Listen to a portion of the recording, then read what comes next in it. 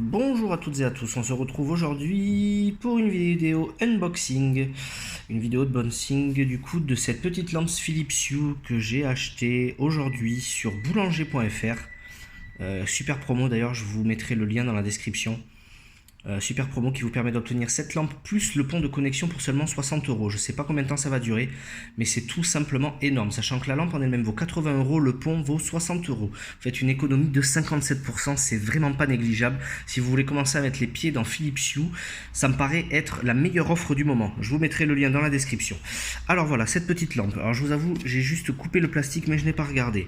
Caractéristique, elle est géniale. Elle est portable déjà. Et ça, je trouve ça génial. C'est vraiment un premier bon point. Elle est contrôlable directement depuis la lampe. J'ai pas encore regardé comment elle fonctionne. Bon, le packaging, packaging Philips, c'est toujours très soigné. Franchement, je suis vraiment fan de ce qu'ils font.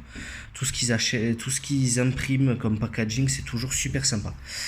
Allez, on va ouvrir la boîte tout de suite. Alors, j'ai donc, comme je vous disais, coupé le petit plastique.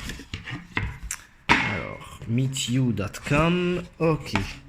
Waouh, on arrive sur la précieuse lampe. Je suis désolé si ça bouge beaucoup, je fais ça avec mon téléphone portable. Alors voici la bébête. Alors premier abord, ça pèse. Je saurais pas dire combien. Il est dans les 300 grammes facile. Donc je pense qu'ici, voilà, nous avons le port pour la brancher. Excellent. Ok, et ici, on entend le clic, un petit bouton. C'est très joli, c'est très soft, c'est très sympa. Donc elle tient comme ceci sur la tranche, comme vous pouvez le voir, ou à plat. Sur la tranche, je trouve ça beaucoup plus stylé. Ensuite, qu'est-ce qu'on a? Ouh, la jolie petite mousse pour contenir tout ça. Voilà, ensuite on a le chargeur. Bon, rien de particulier, classique.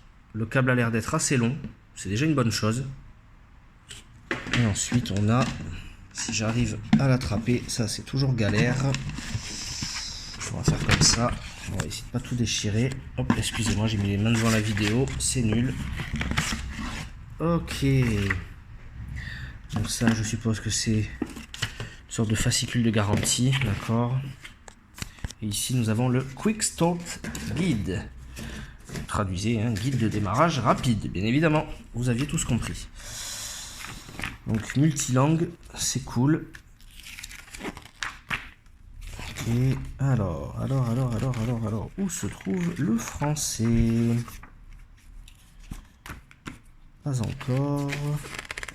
Toujours pas. Hop, on va mettre comme ça. Ok, donc j'ai dû le rater. Super, bien joué. Ah oui, surtout qu'on est en 3e position, visiblement. Ok, non, ok, je viens de comprendre. Alors, excusez-moi, c'est moi qui suis pas très doué. En fait, il y a une seule page. Super, donc ouais, il nous explique un petit peu comment ça fonctionne. Ok, donc commande intégrer, activer, changer l'effet lumineux, appui court et unique. Hugo propose 7 présélections, 2 lumières blanches et 5 effets naturels dynamiques. D'accord, ok. Bon, mais ce que je vous propose, c'est que je vais aller la brancher et je vous reprends de suite. A tout de suite. Et nous revoilà donc pour la suite de cette vidéo. Donc ça y est, la lampe est branchée au secteur.